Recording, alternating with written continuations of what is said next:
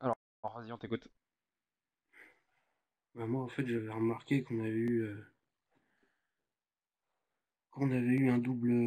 une belle tendance haussière en hebdo, là, qui était partie sur le Nikkei.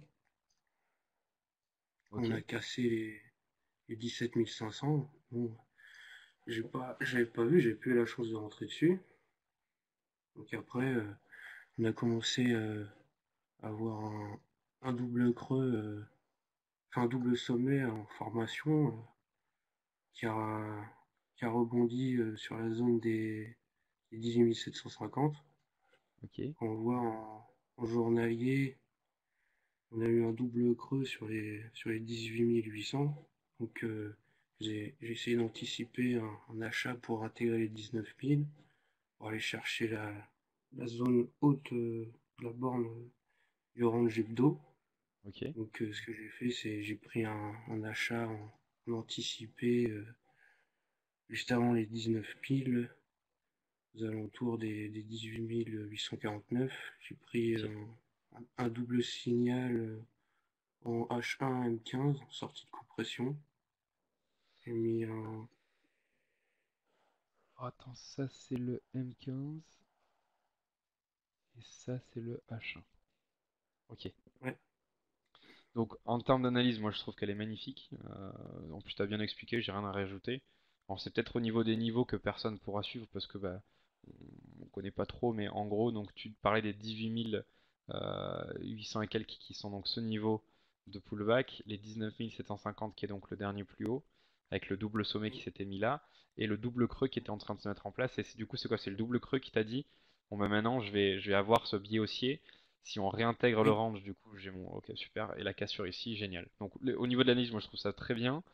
L'explication est très claire. En plus, c'est très simple. Il y a juste trois traits, donc c'est génial. H1M15, ok. Et du coup, alors là, je vois que tu encadres les phases 1, ça c'est très bien. Donc, ton premier trade, c'est quoi? C'est le double signal, c'est ce que tu disais? M15 et H1? oui. Génial. Stop loss ici. Alors, en termes de gestion, alors, merde. Sortie, compression. Ah oui, donc ça c'est l'entrée, ok. Sortie 70%, phase 4 H1. Alors, c'est là où la limite de ton trade magnifique se mettrait. C'est qu'un indice, c'est quand même vachement risqué. Donc, garder un indice sur 3 jours, c'est 3 jours, c'est ça qui a duré ce trade? 2 jours. Ouais. Et Voilà. il est toujours en cours, là. Alors, c'est le seul bémol que j'aurais avec les tradings sur indice, c'est la dangerosité Ouais. en fait des gaps du week-end que tu peux malheureusement pas prévoir. En gros, t'as un tsunami ce week-end au Japon. Bah, t'as un gap baissier monstrueux sur le Nikkei, t'as une annonce de taré au Japon. Enfin voilà, donc c'est super chiant en fait. Les indices, en plus tu peux avoir des gaps aussi d'une journée sur l'autre. Euh, donc voilà, c'est surtout le petit bémol que je ferais. Moi j'aurais plutôt vu un trade magnifique, ça aurait été le double signal ici. Ensuite, la sortie là, et si tu veux garder de l'overnight, C'était. Ouais, mais ouais, c'était. Je crois que j'étais parti me coucher, en fait. C'était tard, ce. Ouais, je sais pas. en gros, si tu te laisses de l'overnight, il faut que tu aies la plus petite position possible. Genre si tu as un compte de 10 000, il faut que ta position elle soit de 10 000, si tu as un compte de 1000, il faut qu'elle soit de 1000. Comme ça, au moins, si tu as un gros gap de 300 points, bon, bah, au pire, ça te ferait perdre que 30% du coup de ton. Ouais, non, c'est beaucoup. Non, c'est 3% du coup de ton capital. Enfin, de ton compte. Donc, essaye sur les indices, même si c'est magnifique ce que tu as fait, et c'est très bien. Mais en plus, psychologiquement, c'est quand même chaud parce que tu t'es quand même. Psychologiquement, tu as gardé ton trade pendant toute la baisse là. Non, c'est entrée, sortie. Je pars me coucher, je reviens le lendemain, et je prends des nouvelles décisions. Si tu veux garder un petit latent, au pire, bah, garde un petit latent, mais avec le D'accord. plus petit volume possible, comme ça a quasiment aucun impact sur ton capital, si jamais ça pète.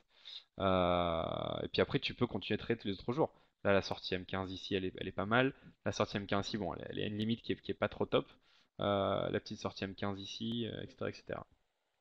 Mais sinon, l'entrée, elle est vraiment D'accord. bien en plus. En début de Moi, je me mouvement suis H1 juste dans la basé partie sur le basse. 1 heure, en fait. Sur Ah non, mais c'est les c'est toujours, bandes, c'est toujours. jusqu'à ce qu'on ait une phase 4 par rapport à. Je l'avais identifié la zone des 19 300, ça fait une phase 4 dessus. Moi, j'ai dit Non, non, parfait. c'est. Ah bah c'est parfait.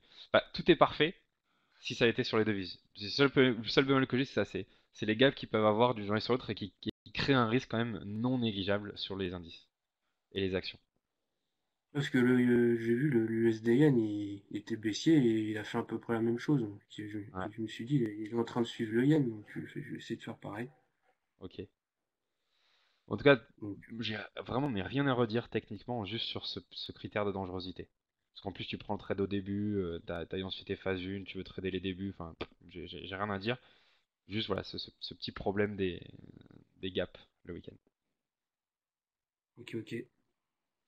Ok, mais sinon ouais, comme dit Manu, belle leçon, hein. L'analyse elle est vraiment bien, le trade est bien, donc perfetto. Ça marche, bah, merci Julien.